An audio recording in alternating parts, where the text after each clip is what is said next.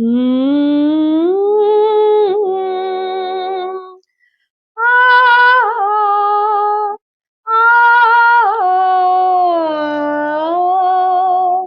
सुन्या सुन्या मैफिलीत माझ्या, सुन्या सुन्या मैफिलीत माझ्या, तुझेच मी गीत गात आहे अजूनही, वाटते मला की अजूनही चांद रात आहे सुन्या मैफिली.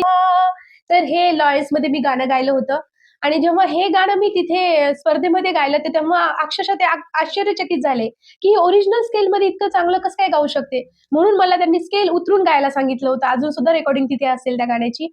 आणि असं म्हणता म्हणता मग मला समजत नव्हतं स्केल म्हणजे काय, कारण तितकं सुद्धा ज्ञान मला त्यावेळेला नव्हतं संगीत क्षेत्राचं. आताच्या युगामध्ये एवढे क्लासेस संगीतसाठी लावावं लागतील.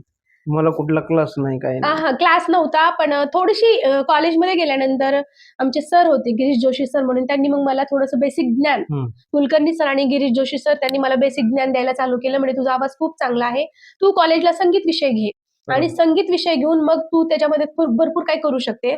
मग मी कॉलेजला असताना मग 11वी-12वीला मग मी संगीत विषय घेतला आणि आज MA विशारद आणि अलंकार मी म्युझिक मधून झालेली आहे.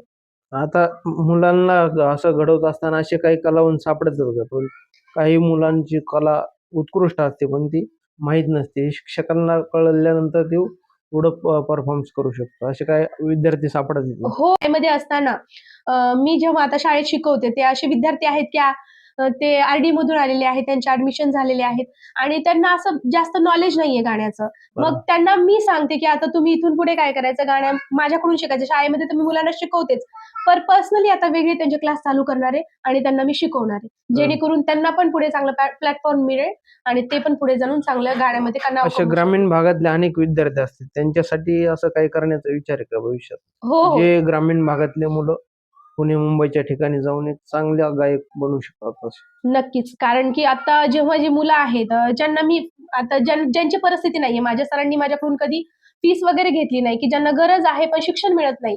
शिक्षणाचं जे दान आहे, म्हणजे कुठलं पण दान आहे ज्याची आपल्याला मोबदला भेटला नाही तर नाही भेटला, पण त्याची कुठेतरी दखल घेतली जात असते, जशी की माझी घेतली जाते.